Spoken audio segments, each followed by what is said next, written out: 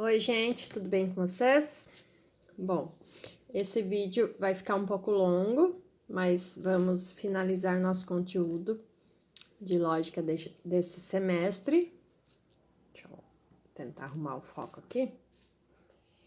Agora a gente vai falar sobre diagrama de Euler, tá? Para não ficar muito longo, não prolongar muito o vídeo, eu não deixei pronto minhas imagens porque tá muito corrido. Desculpa. O pessoal tá precisando de umas explicações meio urgente. Então, eu vou fazer à risca, vocês não reparem, tá? Então, vamos lá. O diagrama de Euler. Funcionam da seguinte forma. Nós utilizamos círculos entrelaçados para representar os conjuntos, tá? A região da interseção de dois círculos representa os elementos comuns, caso existam, né? Então, para mostrar um conjunto ou parte dele, não tem elementos. A gente rachuramos a região do diagrama. Vou mostrar, fazer um exemplo para vocês terem pelo menos uma noção antes da gente começar a explicar em algum exercício, tá? Então, aqui eu tenho dois conjuntos. Tem o conjunto S e tem o conjunto P. Conjunto S e o conjunto P, tá? Se eu falar que nenhum S é P, quer dizer que no meu conjunto inteiro aqui de S, eu não tenho nenhum P nele. Então, o que eu vou fazer? Eu vou rachurar. Rachurar é a gente riscar assim, tá? Eu vou rachurar a minha parte de P que tá dentro do conjunto S. Por quê? Porque não tem nenhum P dentro do S, certo?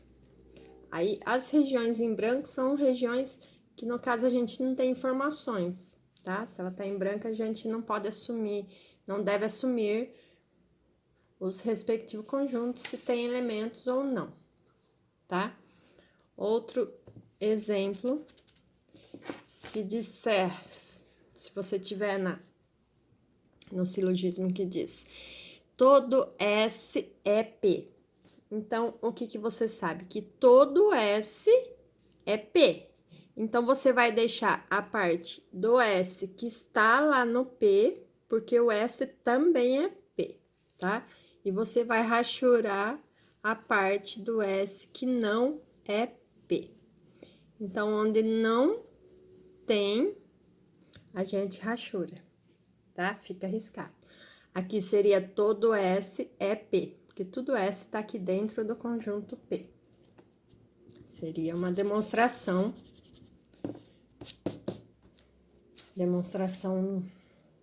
do argumento, tá? Se o meu argumento diz que algum S é P, quando a... Nossa, tô feio na fita, hein? Vamos ver se melhora essa pigarra. Quando a proposição afirma que existe pelo menos um elemento comum entre S e P, por exemplo, algum S é P, a gente marca fazendo um X na interseção, tá? Quer dizer que algum S aqui é P, certo? Até aqui tudo bem? Qualquer dúvida podem mandar por e-mail ou o pessoal da lógica me chamar no zap, tá? Agora, se a proposição diz, se o argumento diz, algum S não é P, tá? É a mesma coisa, algum S é P, você vai colocar o X aonde tem S que é P. Algum S não é P, você sabe que aqui tem algum S que não é P, tá? Agora, vamos tentar explicar mais um pouco fazendo algum exercício, para ver se fica claro para vocês, tá? Então, vamos lá. eu acho que o A e o B o professor já fez. Eu vou fazer algum diferente. Qualquer coisa vocês podem chamar lá, tá? No Zap para ver os outros. Vamos fazer a letra D. Bom, o argumento, o exercício E65, na descrição ele fala: verifique se os argumentos abaixo são válidos ou não, utilizando o diagrama de Euler, tá? Então, temos que ver se é válido usando o diagrama. Se for verdade o resultado do diagrama do argumento inteiro, a conclusão, ele é válido, tá? Se for falsa, ele não é válido. Então, vamos lá. Não existem capitalistas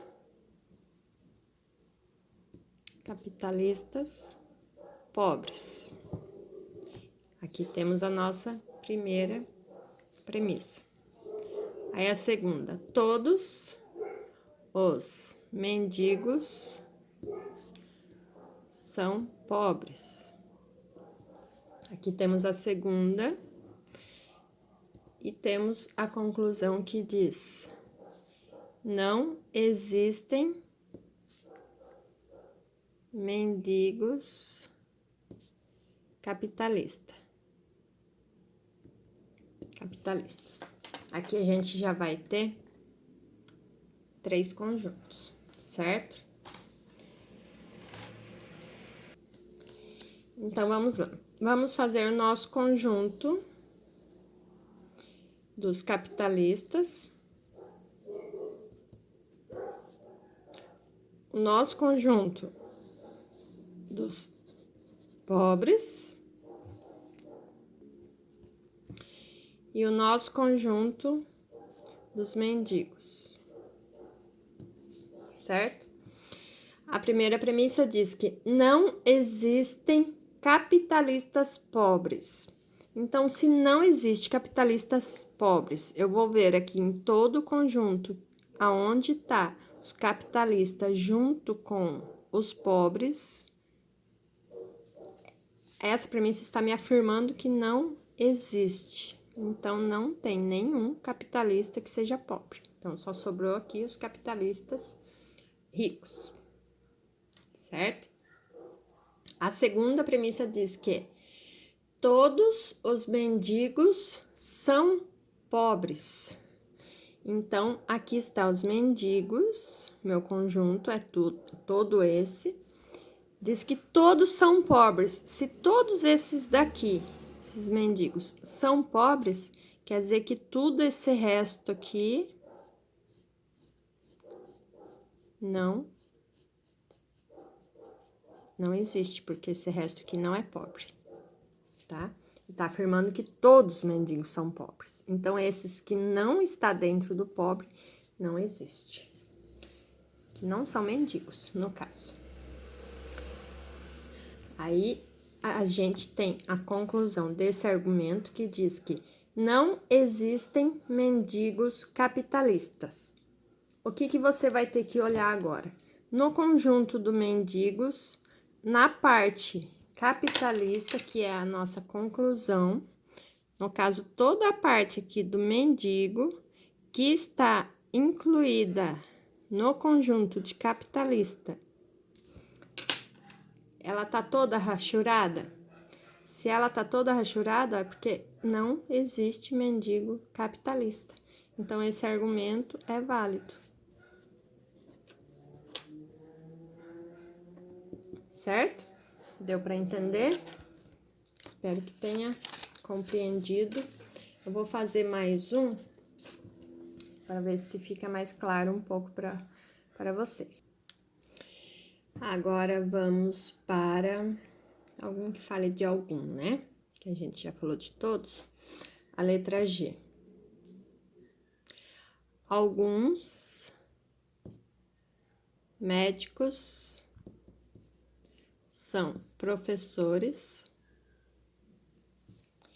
e nossa segunda premissa, nenhum médico é infalível. E a nossa conclusão diz que nenhum professor é infalível. Então, vamos para os nossos conjuntos.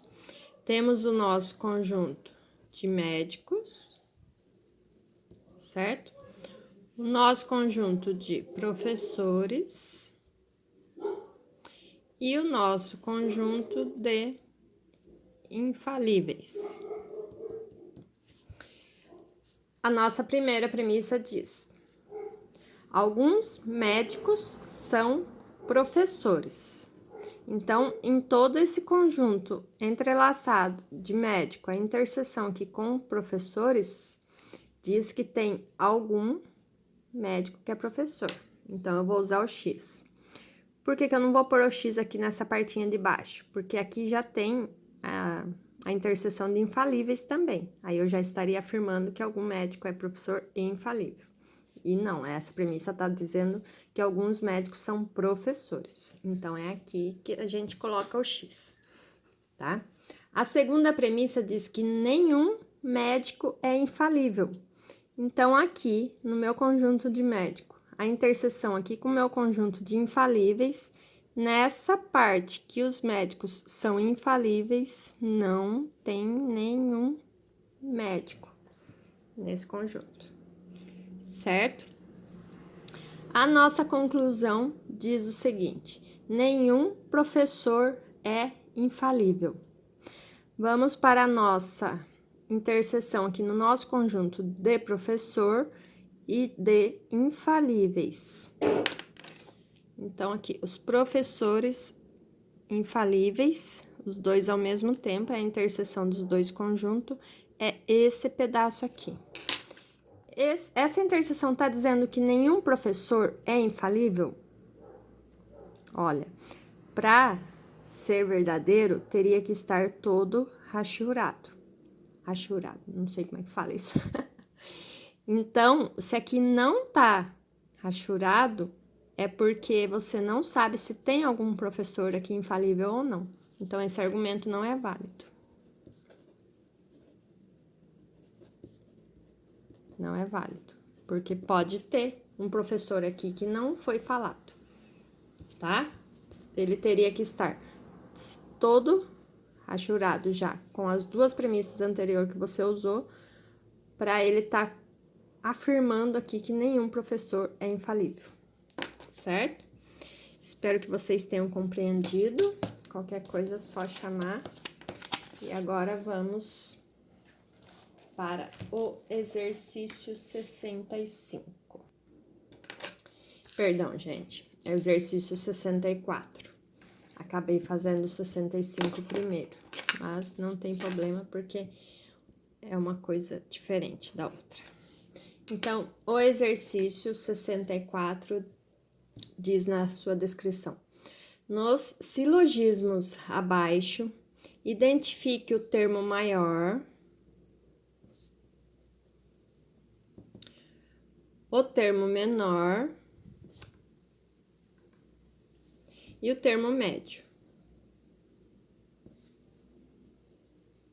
certo? E classifique-os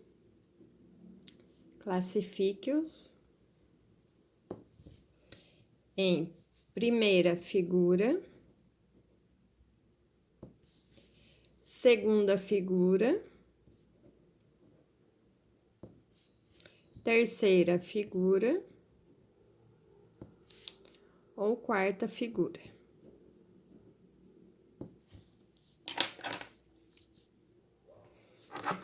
O que seria as nossas figuras? Deixa eu arrumar aqui, tá? Sem foco. Então, a primeira figura diz que na nossa premissa maior vem primeiro o termo médio, depois o predicado. Na premissa menor vem o sujeito, depois o termo médio. Na conclusão, o sujeito e o predicado. Todas as figuras, todo silogismo, sempre na conclusão vai vir primeiro o sujeito e depois o predicado, tá? Então, a gente já sabe que sempre vai ter o sujeito e depois o predicado. A nossa segunda figura diz que na premissa maior vem o predicado, depois o termo médio. Na premissa menor, que é a segunda, né? Bom, tem que achar onde tá a menor. Vem primeiro o sujeito, depois o termo médio, na conclusão, como sempre, o sujeito e o predicado. Na nossa terceira figura, a primeira premissa vem termo médio e predicado, depois vem termo médio e sujeito. E na conclusão, sujeito e predicado. A quarta figura vem predicado e termo médio e sujeito. E depois o sujeito e o predicado, tá? Então, vamos lá, pessoal. Essas são as 4 figuras que a gente tem, tá? Temos várias combinações, né? Mas tem apenas 19 desses modos que são válidos, tá? Eu não vou focar na explicação dos modos válidos, porque nesse exercício pede só para você dizer o termo maior, termo menor e o termo médio, tá? E classificar nas figuras que é. Então, vamos começar a explicar com o exercício. Para a gente achar a nossa premissa maior, é sempre a premissa que aparece o predicado, tá, gente? Onde tiver o predicado, será a nossa premissa maior.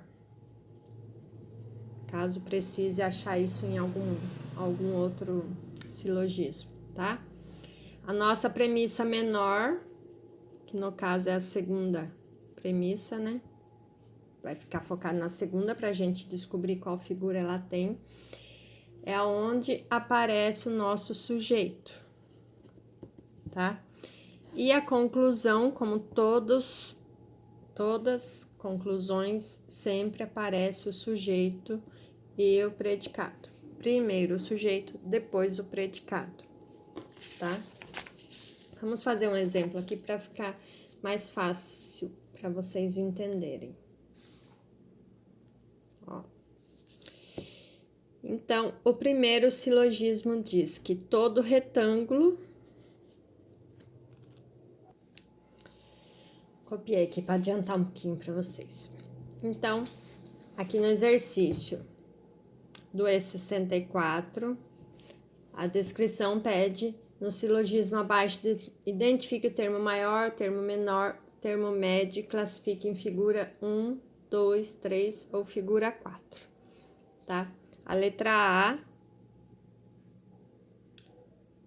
é a letra A mesmo, diz que todo retângulo é paralelogramo, todo quadrado é retângulo, todo quadrado é paralelogramo.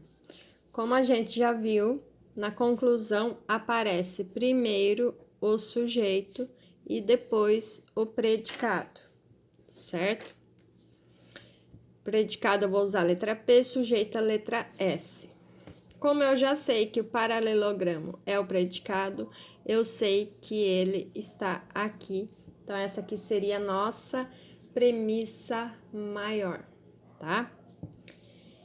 Como eu sei que o quadrado é o sujeito, eu sei que o sujeito está aqui. Isso eu já sei, pela conclusão, já defino isso aqui nessas premissas. Agora, o que é o termo médio? O termo médio é a ligação de uma premissa à outra. Ele aparece nas duas premissas. No nosso caso aqui, o que sobrou é o retângulo. Termo médio, eu vou usar a letra M, certo? Como aqui diz que todo retângulo é uma premissa universal, né? Todo retângulo é paralelogramo. Ela seria uma premissa universal afirmativa, porque é o A. Mas eu vou finalizar esse conteúdo, que é o último nosso, para postar esse vídeo que tem um pessoal que tá precisando para hoje ainda, Depois talvez eu faça o último finalizando, para vocês poderem estudar mais para a prova, com a explicação melhor, tá? Sobre como que você mostra se o silogismo é válido ou não, usando os modos válidos pelas figuras, tá? Aqui nesse eu vou focar só no que pede mesmo o exercício. Então, ele pede para você definir o termo maior, menor e o termo médio. Você já definiu aqui, certo? Termo maior, menor e o termo médio. O termo maior é o quê? É sempre o predicado, tá? O termo menor é sempre o sujeito. Então, se você tiver dois conjuntos, o conjunto maior será o predicado, tá? Eu vou até anotar aqui só para vocês, se vocês quiserem anotar do ladinho aí, para ficar gravado para vocês ir estudando, tá? Então, o termo maior é o paralelogramo, que no caso é o predicado da nossa conclusão, tá? O termo menor, no caso é o sujeito, é o quadrado, tá? No caso é o nosso sujeito. E o termo médio é o que interliga as duas premissas, a ligação das duas, tem nas duas, que seria o retângulo. Certo? Agora, como a gente já achou aqui o sujeito, predicado, o termo médio, a gente já consegue montar aqui a nossa figura, que é o quê? MP, que vem na premissa maior, vem MP. Na premissa menor vem sujeito e o termo médio, que é o S e o M. E na conclusão, como sempre, todas conclusões, sujeito e predicado. Agora, qual figura que é essa? Médio, predicado, sujeito, médio. Médio, predicado, sujeito, médio. Então, aqui a gente tem a primeira figura, tá? Como o exercício não pede para você dizer se esse argumento é válido ou não, a resposta seria só isso, tá? Temos a primeira figura e o termo e os termos que o exercício pediu. Espero que vocês tenham compreendido um pouco. Vou fazer mais um para ficar mais fácil para vocês e gravar um pouquinho, porque aquele lá tava tudo premissas universal, todo, né? Depois eu vou fazer outro vídeo para explicar o porquê que ela é válida, o porquê que não é. Daí a gente já fecha todo o conteúdo de lógica. Vou fazer esse da letra D. Nenhum jogador é honesto. Alguns políticos são honestos. Algum político não é jogador. Prestem atenção, façam com calma, ó, que diz que não é, tá? Então, vamos à nossa conclusão, que a gente já sabe que começa com o sujeito e o predicado. Então, o nosso sujeito vai ser o político, predicado, jogador. Então, o termo maior será o jogador. O termo menor, que é o sujeito, será o político. Agora, só falta a gente achar o termo médio. Como já temos o maior que é o predicado, e o menor, que é o sujeito, vamos só assinalar eles aqui para ficar fácil. Político é o sujeito, jogador é o maior, tá? Essa é a nossa premissa maior, porque é onde está o predicado, premissa menor, porque é onde está o sujeito, que é o termo menor, predicado, que é o termo maior. Qual é a ligação das duas premissas, que será nosso termo médio? Tem que ser o que aparece nas duas premissas. Então, temos aqui o honesto. certo? Espero que esteja dando para entender. Aqui a gente tem a figura, que na primeira premissa temos o predicado e o termo médio, depois o sujeito e o termo médio, e na conclusão, como sempre será, eu gosto de ficar repetindo, assim vai ficar bem gravadinho na memória de vocês. Qual figura que a gente tem, então?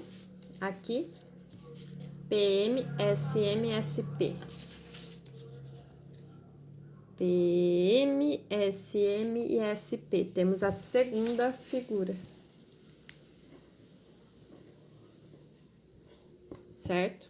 Então, aqui já encontramos a segunda figura e já falamos, identificamos o termo maior, menor e médio. Então, é isso, pessoal. Espero que vocês tenham gostado. Deixe sua curtidinha, se inscreva no canal para receber o último vídeo do nosso conteúdo de lógica. E eu vou dar uma geralzona nessa matéria, né, da função proposicional e quantificadores até o fim, para vocês ficarem craque para a prova. Tá? Bons estudos a todos. Até o próximo vídeo. Deus abençoe vocês. Desculpa a simplicidade, tá, gente? O rabisco, porque eu tô começando agora e é assim mesmo. Tchau, pessoal.